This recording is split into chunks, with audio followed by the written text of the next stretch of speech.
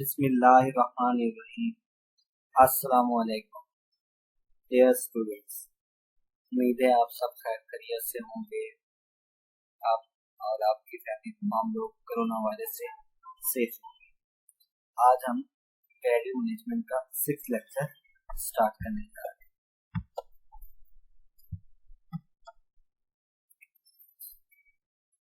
आज के lecture start करने से पहले हम थोड़ा सा प्रीवियस लेक्चर को देख लेते हैं कि हमने लास्ट लेक्चर में क्या क्या डिस्कस किया था। हमने लास्ट लेक्चर में क्रेडिट रिपोर्ट एंड स्कोर को डिस्कस किया था। क्रेडिट रिपोर्ट के बारे में मैंने आपको बताया था कि आपकी क्रेडिट हिस्ट्री होती है, क्रेडिट हिस्ट्री से आपकी क्रेडिट रिपोर्ट जनरेट होती है। क्रेडिट रिपोर्ट आपकी से ही आपकी क्रेडिट स्कोर आइडेंटिफाई किया जाता है और इसी की बिहाफ पर आपको फर्दर डिसीजन मेकिंग की जाती है कि आपको आगे लोन मिलना है या नहीं मिलना। अगर आपकी क्रेडिट रिपोर्ट नेगेटिव है, आपका क्रेडिट स्कोर भी नेगेटिव में आता है, तो आपके एप्लीकेशन जो आपने बारो करने के लिए, आपने लोन लेने के लिए किसी भी फाइनेंशियल इंस्टीट्यूशन में दी होती है, तो मैक्सिमम चांसेस होते हैं आपकी जो लोन की एप्लीकेशन है वो रिजेक्ट हो जाएगी। अब इसमें एक और अहम बात थी, अगर आपकी क्रेडिट रिपोर्ट नेगेटिव है, अच्छी नहीं है, तो आपका इंटरेस्ट रेट मैटर करता है। फिर आपके ऊपर ये भी चांसेस है आपकी लेंडिंग आप लोन अप्रूव हो जाए, लेकिन फिर आपका जो लोन अप्रूव होगा उसमें आपका इंटरेस्ट रेट ज्यादा होगा। फिर इंटरनेशनल इश्यूज के अंदर हमने ये बात की थी कि अगर एक पर्सन जो कि अमेरिका में जॉब कर रहा है, अमेरिका में उसकी एक्टिविटीज हो रही है, वो अमेरिका से चाइना की तरफ अगर शिफ्ट हो जाता है और वहां पर कोई लोन के लिए अप्लाई करता है, तो उसको क्रेडिट हिस्ट्री ना होने की वजह से तो उसके लोन के अप्रूवल में प्रॉब्लम होगी। आपकी क्रेडिट हिस्ट्री या क्रेडिट रिपोर्ट एक मुल्क तक ही महदूद होती है। अब अगर आप एक मुल्क से दूसरे मुल्क में जाते हैं और आपकी क्रेडिट हिस्ट्री नहीं होती, तो आपको लोन के लिए प्रॉब्लम फेस होती है। फिर हमने एडवर्स क्रेडिट की बात की थी। एडवर्स क्रेडिट हिस्ट्री को हम सब प्राइम क्रेडिट हिस्ट्री भी कहते हैं, नॉन क्रेडिट हिस्ट्री भी इसका नाम है, इम्पेयर्ड क्रेडिट हिस्ट्री भी है, poor credit history and bad credit history. ये सारे के सारे आपके एडवर्स क्रेडिट के नेम है। अब इसको एडवर्स क्रेडिट के अंदर एक नेगेटिव आपकी क्रेडिट रेटिंग होती है, जो कि आपको बहुत ज्यादा प्रॉब्लम फेस होती है आपको लोन के अप्रूवल में। एडवर्स क्रेडिट के बाद क्रेडिट रेटिंग पहले भी मैंने डिस्कस किया कि आपकी क्रेडिट हिस्ट्री के बिहाफ पर आपकी क्रेडिट रेटिंग डिटरमाइन की जाती है।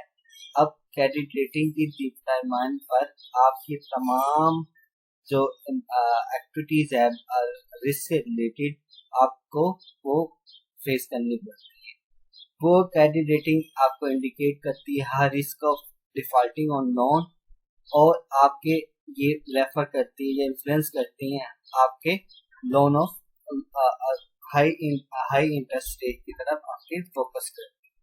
क्रेडिट रेटिंग के बाद पर्सनल क्रेडिट रेटिंग, यूके जैसे मुल्क में हर पर्सन की एक पर्सनल क्रेडिट रेटिंग बकायदा रिकॉर्ड की जाती है, और पर्सनल क्रेडिट रेटिंग के अंदर जो चीज देखी जाती है वो आपके एबिलिटी टू पे लोन है, इंटरेस्ट कितना आप पे कर सकते हैं, आप क्रेडिट किस पर्पज के लिए यूज कर रहे हैं, आपकी सेविंग पैटर्न क्या है, आपके स्पेंडिंग पैटर्न्स क्या हैं, ये सारे के सारे वहां पर पर्सनल क्रेडिट रेटिंग की तरफ इन्फ्लुएंस करते हैं। पर्सनल क्रेडिट रेटिंग के बाद कॉर्पोरेट क्रेडिट रेटिंग है।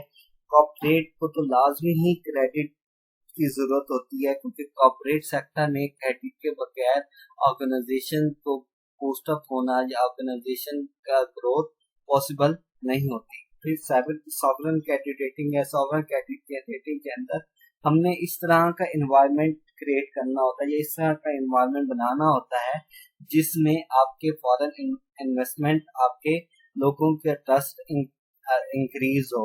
इसमें आपका पॉलिटिकल रिस्क बहुत ज्यादा डिपेंड कर रहा होता है। जितना पॉलिटिकल रिस्क कम होगा उतना सर्विलेंस क्रेडिट रेटिंग आपकी अच्छी होगी और आप बाहर से बहुत ज्यादा इन्वेस्टर आएगा।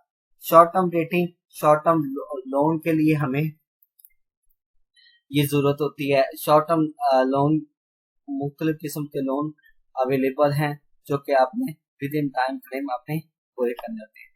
लास्ट में क्रेडिट रेटिंग एजेंसीज के बारे में मैंने आपको बताया था कि डिफरेंट क्रेडिट रेटिंग एजेंसीज है जो कि डिफरेंट क्रेडिट से रिलेटेड एक्टिविटीज परफॉर्म कर रही होती हैं और जब जरूरत पड़ने पर वो आपको डाटा प्रोवाइड करते हैं।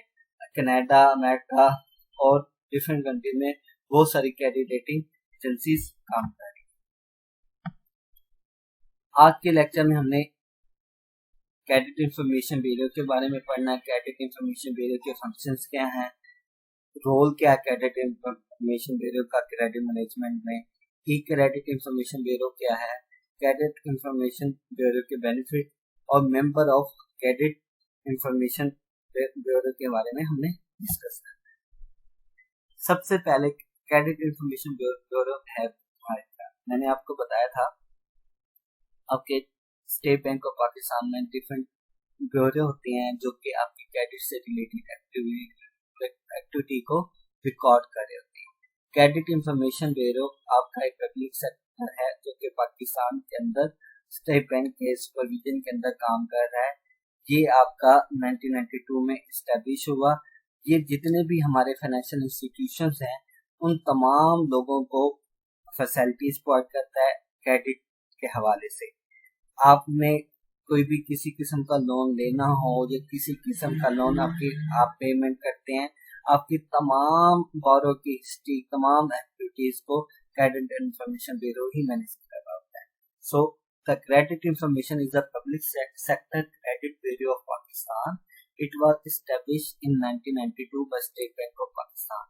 Credit Information was the first bureau of the region introducing online facility to its member financial institution. The CIB means Credit Information, is part of Banking Surveillance Department of the State Bank of Pakistan. All fund or non-fund based credit facility, irrespective of any outstanding amount, are being reported to the CIB. अब surveillance department क्या होते हैं? ये ऐसे department होते हैं जो कि हमारे जितने भी रूल्स एंड रेगुलेशंस होते हैं इन सब को ये फैसिलिटी प्रोवाइड कर रहे होते हैं। हमारे जो भी हमने किस तरीके से एक्टिविटीज को परफॉर्म करना है ये सारा हमारा सिविलियंस डिपार्टमेंट के थ्रू हमारी चीजें ये वर्क कर रही होती है। The CIB gets information on borrowers from all the members of financial institution. All bank, development of financial institution, non-bank financial institution, Mutaba, Microfinance Bank operating in Pakistan are members of the CIB. Pakistan में आपने जितने भी जिस institution से भी schedule है, non schedule institution है या फाइनेंशियल इंस्टीट्यूशन है, आप जिससे भी बारो करेंगे तो तमाम के तमाम अपने आप को रजिस्टर करवाया हुआ है स्टेट बैंक के साथ। आपको क्रेडिट इंफॉर्मेशन से रिलेटेड आपको जितने भी आपकी एक्टिविटीज है वो सारी की सारी वहां पर स्टोर होती है। Only the financial institution operating in Pakistan are entitled to become of the CIB. The members with CIB as per instruction of SBP and SECP. अब इसमें SECP भी इन्वॉल्व होती है जिसमें तमाम हमारी क्रेडिट से रिलेटेड एक्टिविटीज को चेक किया जाता है, रिकॉर्ड होती हैं।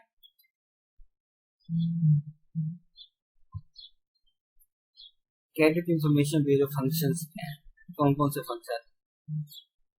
जैसे कि आपको पहले बता चुका हूँ कि ये हमारी जितनी भी क्रेडिट से रिलेटेड इंफॉर्मेशन होती है वो सारी की सारी इसमें रिकॉर्ड होती है।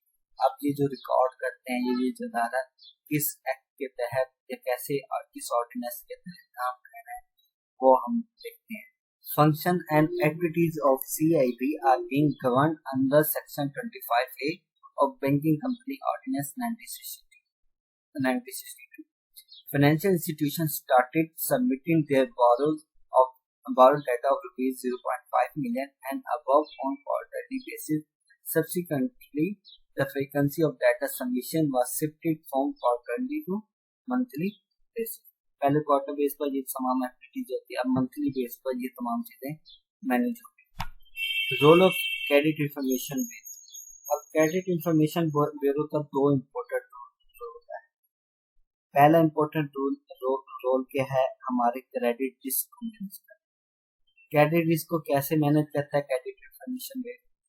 एक सेंट्रल लिंक होने की वजह से तमाम लोगों का डाटा जब रिकॉर्ड होता है, तो किसी भी फाइनेंशियल इंस्टीट्यूशन को जब लोन देने लगता है तो उसके लिए आसानी हो जाती है, वो बारो की क्रेडिट हिस्ट्री को देखते हुए या उनकी तमाम ट्रांजैक्शन की एक्टिविटीज को देखते हुए उसे ये डिटरमाइन कर पाता है कि ये जो लोन आपको मिल रहा है या ये जो क्रेडिट आपको मिल रहा है, इसके ऊपर रिस्क क्या है।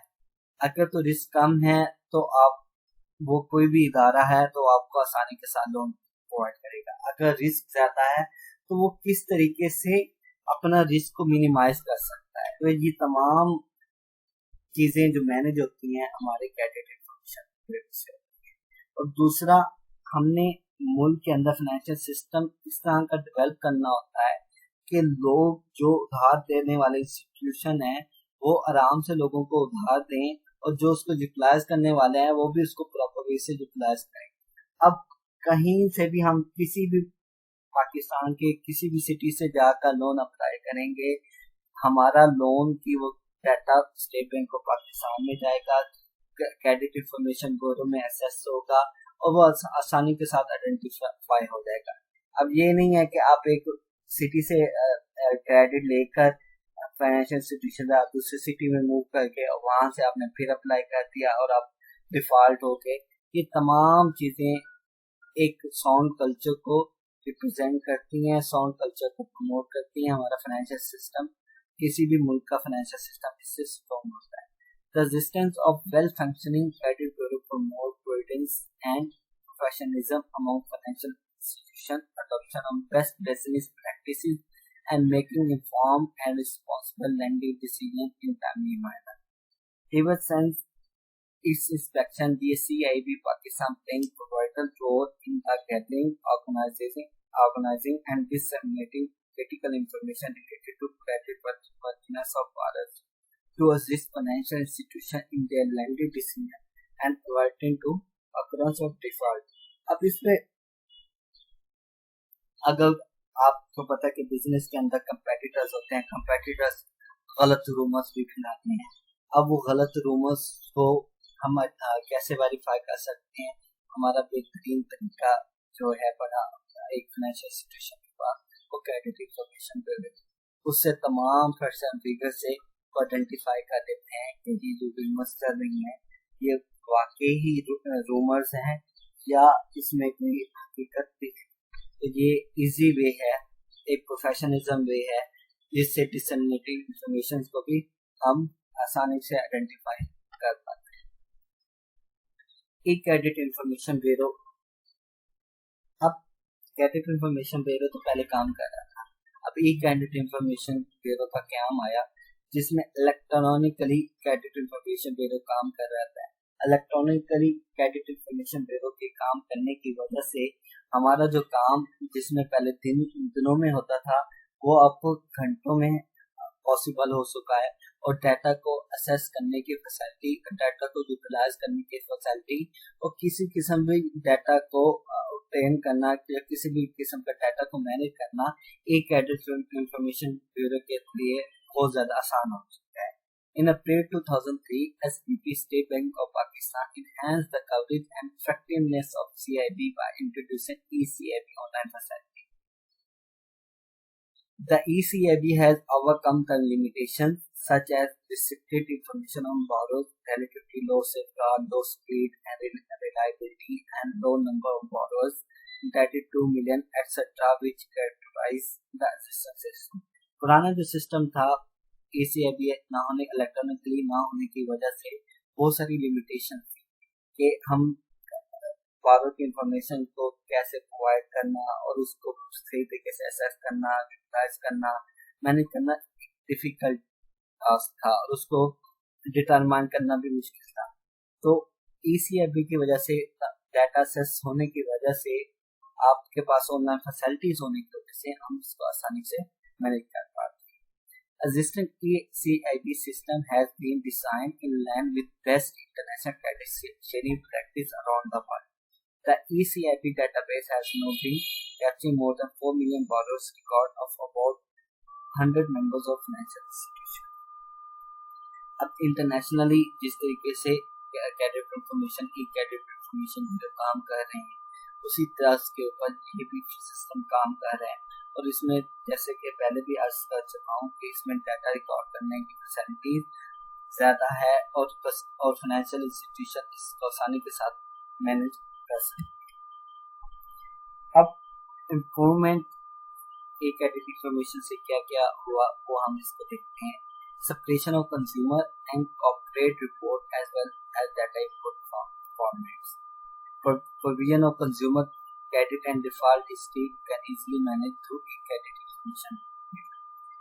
Improved efficiency in terms of speed. अब सबसे अहम जो बात है वो improved efficiency। दुनिया एक ग्लोबल विलेज बन चुकी है। हर काम जो पहले दिनों में होता था वो अब दिनों से कम होकर घंटों में चला गया, घंटों का काम मिनटों में चला गया। अगर एक काम के ऊपर ही एक पर्सन जो क्रेडिट अप्लाई करता है उसके ऊपर इतना ज्यादा टाइम लग जाए और उसको टाइम लगने के बाद जब उसका क्रेडिट अप्रूव होने के बाद उसको जो वो फायदा उठाना चाह रहा था उस क्रेडिट लेने से वो उसे फायदा ही ना मिले, तो ये ई क्रेडिट इंफॉर्मेशन के जरिए एफिशिएंसी सबसे अहम पॉइंट है।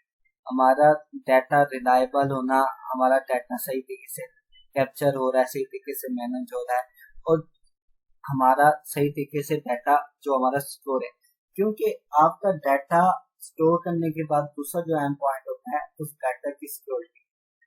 उस डाटा को अगर गलत लोगों के हाथ लग जाए या हमारे कंपेटिटर्स के साथ वो डाटा शेयर हो जाए तो ऑर्गेनाइजेशन के लिए बहुत हार्मफुल हो सकता है। ऑर्गेनाइजेशन बहुत ज्यादा प्रॉब्लम फेस कर सकती है।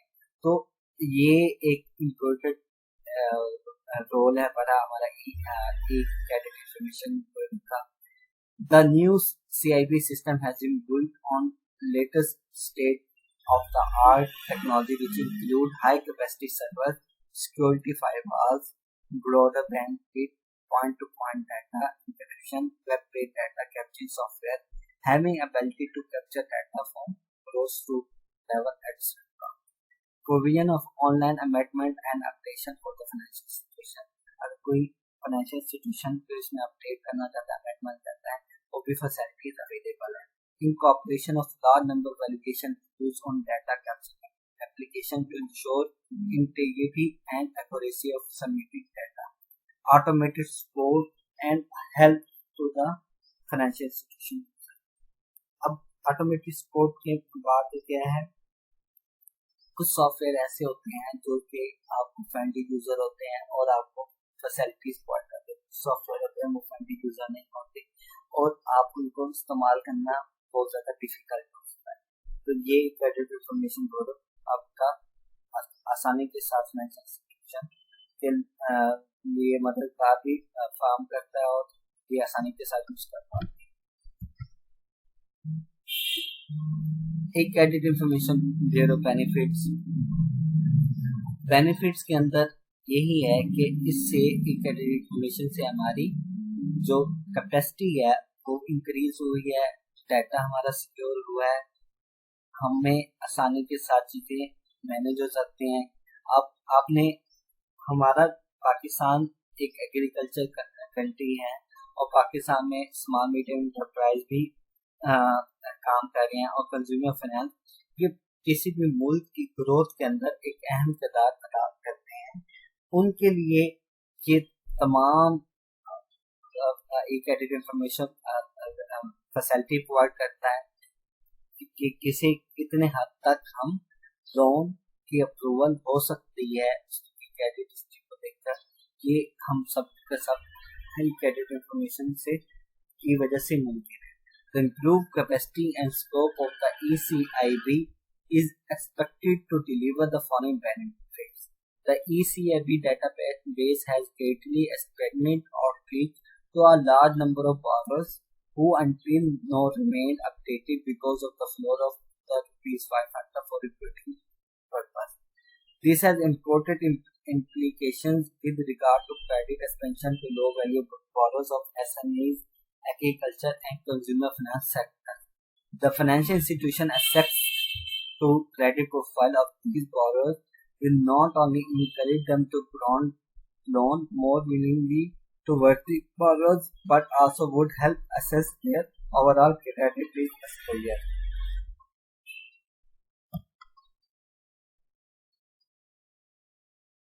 It has made possible for bank to meet the credit needs. अब बैंक का बेसिक पर्पस क्या है? बैंक का बेसिक पर्पस ये है, मिडल मैन बैंक का रोल होता है। बैंक उन लोगों से पैसा लेता है जिन लोगों के पास पैसा ज्यादा होता है, और उन लोगों को पैसा देता है जिन लोगों को पैसों की जरूरत होती है, और इसके बदले में वो अपना मार्कअप या इंटरेस्ट चार्ज करता है। अब बैंक लोगों की जरूरत पूरी करने में लोगों की हेल्प ना कर सके, अब वो कैसे हेल्प कर ना सके कि वो सही तरीके से डाटा असेस न कर सके बोरोवर का, कि ये जो हमारा बोरोवर है ये किस पर्पस के लिए क्रेडिट ले रहा है, इसकी यूटिलाइजेशन क्या है, इसके स्पेंडिंग वे क्या है, ये सारे के सारे ई क्रेडिट इंफॉर्मेशन के जरिए ही पॉसिबल है। अब ये बोरोवर्स के लिए एक खून का काम किरदार अदा कर रहे होते हैं। अगर CIB ना हो तो हमारे बहुत सारे जो हमारी एक्टिविटीज है, सुपर एक्टिविटीज, वो हम वर्क नहीं कर पाते और डिटेल इंफॉर्मेशन से हमें प्रॉब्लम होती है। सो it has made possible for bank to meet the credit need for the emerging sector on sustainable basis by applying prudent and objective analysis of borrowers' credit profile. This will also be a boon to those borrowers who could not access bank lending because of lack of adequate collateral. The strength of CIB will also help in further boosting supervisor capacity with greater access to more reliable and detailed information. अब ये members of financial institution है कि पाकिस्तान में कौन कौन से financial institution का data credit information video या ई क्रेडिट इंफॉर्मेशन वीडियो में रिकॉर्ड होता है। ये हमारे तमाम जितने भी बैंक्स हैं, हमारे ये बैंक्स आ रहे हैं, ये सर्टिफाइड बैंक्स हैं। उसके बाद फिर हमारे माइक्रो फाइनेंस बैंक है, ये तमाम माइक्रो फाइनेंस बैंक की लिस्ट दी गई है हमारे पास, 10 माइक्रो फाइनेंस बैंक है। फिर इसके बाद हमारे डेवलपमेंट फाइनेंशियल इंस्टीट्यूशंस हैं, ये सारे के सारे बताएंगे कि ये तमाम के तमाम क्रेडिट्स को ठीक करते हैं। फिर list of non banking financial companies हैं, जिसमें लीजिंग कंपनीज आते हैं। फिर इन्वेस्टमेंट बैंक्स हैं। फिर हमारे पास मुदारबा कंपनीज हैं, ये लिस्ट है आपके सामने।